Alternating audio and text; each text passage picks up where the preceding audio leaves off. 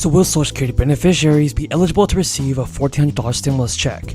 And what are the new eligibility requirements to qualify for another relief payment? Folks, this is what I want you to know. I know many of you are waiting anxiously for another extra check from the federal government during a crisis. Well, here's the good news. If you're on Social Security, SSI, SSDI, RRB, and a VA beneficiary, or even if you just want to receive a stimulus check, well then keep on watching this video. Over the first few weeks of 2022, Congress has been receiving huge pressure from the Senior Citizens League, the advocacy group for SSI, SSDI, RRB, and I disagree. In fact, not only should we not cut benefits, we should expand them. My plan for Social Security increases benefits and cost of living adjustments and raises minimum payments for low-income seniors. VA beneficiaries is pushing for another one-time $1,400 stimulus check, a Social Security payment that is for seniors. This is all because of the uncertainty in the United States, following a big surge in a crisis. Now this payment would essentially act as a fourth stimulus check, but only for seniors. This also comes at the same time as the 2022 COLA. The COLA is increasing by the highest amount in 4 decades, pushing many seniors into a higher tax bracket. So a one-time $1,400 check would theoretically offset extra cost. Over the last 21 years, COLA has risen by 55%, affecting seniors due to general cost outpacing the increase with the COLA. This is shown by the fact that costs for housing and healthcare increased by 118% and 145%. So I know how important it is that Congress passes another round of stimulus checks, at least specifically for our seniors right now, if they can't do it for everybody. Prices across the country are rising at ridiculous levels, with the Bureau of Labor Statistics even reporting that since October 2020, consumers are paying on average 6.2% more across the market. Some things like food are up by 5.3%, energy costs are up by more than 30%. So far, the House of Representatives passed the Build Back Better bill in November, and currently the bill is getting some benefits for seniors. Sending out more benefits for seniors. But since this year's COLA is the largest in over 2 decades, many seniors will see a larger monthly benefit check this month. For individuals receiving SSI, the maximum federal benefit for 2022 will rise to around $841 per month. The figure is $1,261 for couples, and actual payments could be higher. The SSA said it mailed notices in December to beneficiaries detailing the new payment amounts. However, the agency said that most people can also access the information online through their account. The federal government will likely still offer stimulus checks this year to Americans that meet the eligibility requirements. Economists expect that the U.S. government will deploy more stimulus checks to provide the necessary protections to those affected by the ongoing crisis. Folks, I suggest that more stimulus checks be sent out. People and the world. And that's what I want to do now. And by the way, I would very much appreciate your help in getting this video widely distributed. Please share it with your friends, family, and coworkers. The more we raise public consciousness in this country, the better we do and the better our nation does.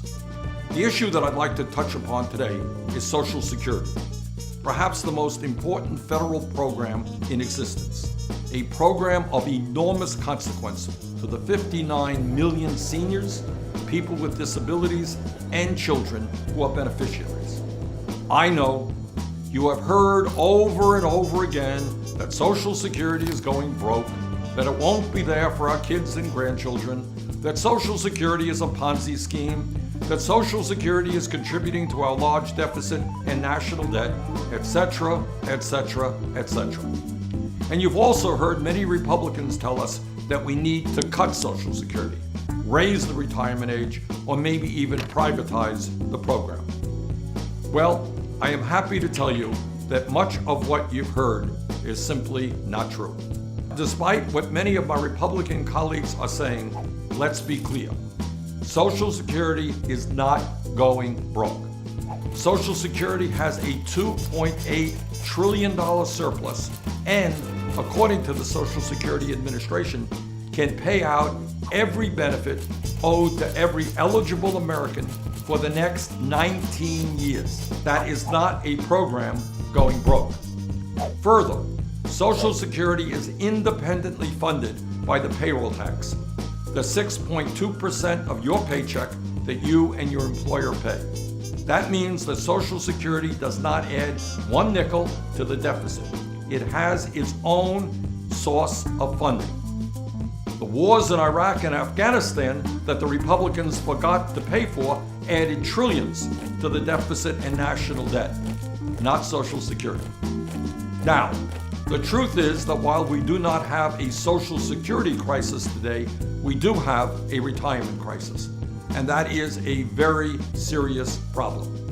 All over this country, millions of Americans, people who have worked their entire lives, are wondering if they will ever be able to retire with any shred of dignity. The sad truth is that, as a result of the collapse of our middle class and declining wages, more than half of older workers between the ages of 55 to 64 have no retirement savings. Imagine that. You're heading to the moment in your life when you're no longer able to work, when you can't earn any income, and you have nothing in the bank. How scary is that? Further, millions of other workers have seen their pensions eliminated or severely cut back. Promises were made to them by their employers, and those promises were not kept. 30 years ago, more than a third of private sector workers had a guaranteed defined benefit pension plan. Today, fewer than 18% do, and that number is shrinking every day. The result is that many of our parents and our grandparents are trying to survive on totally inadequate incomes.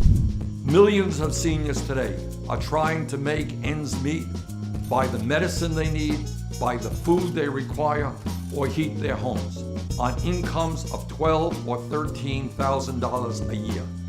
Frankly, I don't know how they do it.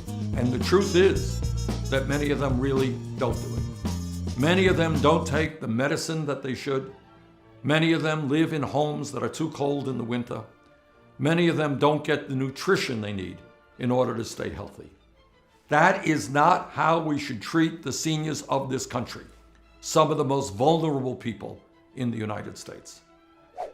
At a time when the average Social Security benefit is just $1,328 a month, and over a third of senior citizens rely on Social Security for virtually all of their income, our job must be to expand benefits, not cut them. Our job is to strengthen Social Security, not weaken it. Let's be clear. Social Security is the most successful government program in our nation's history. Before Social Security was signed into law, nearly half of senior citizens lived in poverty. Today, while much too high, the elderly poverty rate is about 10%. Let me also be clear in stating that one of the great strengths of Social Security is that through good economic times and